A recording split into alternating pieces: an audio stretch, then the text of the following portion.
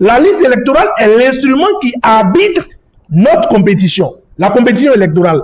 Donc, vous et moi, si nous sommes en compétition et qu'il y a une liste qui doit nous réunir, il y a bon militant sur cette liste, il y a mes militants sur la liste, ensemble nous devons pouvoir nous asseoir pour dire cette liste est crédible. Parce que quand je regarde cette liste, je vois que ceux qui sont capables de me soutenir sont sur la liste.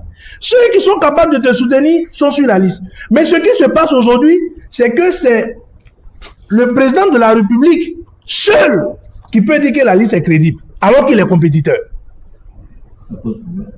Il est compétiteur avec d'autres personnes. Mais les personnes avec qui il est en compétition n'ont pas un droit de regard sur la liste. C'est lui seul qui peut aujourd'hui dire que la liste est bonne. C'est-à-dire la seule personne en République du Bénin à qui le directeur de la NIP peut rendre compte, c'est le président de la République. Et lui qui est en compétition avec nous va nous dire la liste est bonne.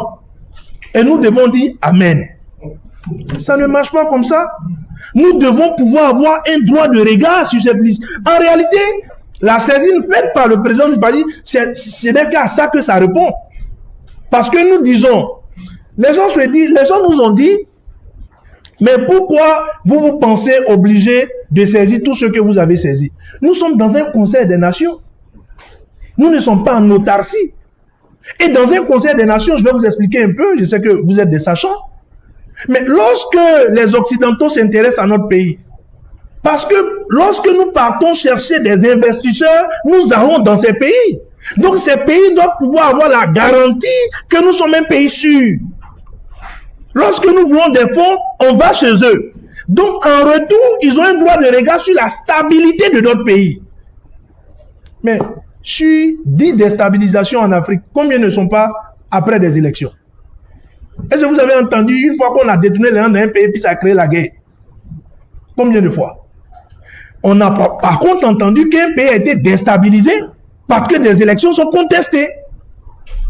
Et donc, nous, en amont, comme nous ne voulons pas de cette déstabilisation, nous disons à ces partenaires dont les investisseurs investissent dans nos pays, mais écoutez, la stabilité pour laquelle vous venez souvent dans notre pays est en train d'être remise en cause. Donc, en amont, nous leur disons, serrons-nous les coudes afin que cette stabilité puisse continuer d'exister, afin que vos investisseurs puissent venir, afin que vos touristes puissent venir, afin que ceux qui viennent de chez vous puissent venir investir chez nous. Donc, c'est la logique. En temps normal, tout le pays devait applaudir la réaction du président Yahi.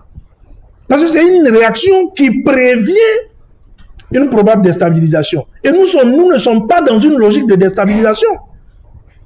Donc, chers amis, vous devez avec nous-mêmes nous encourager dans ce sens.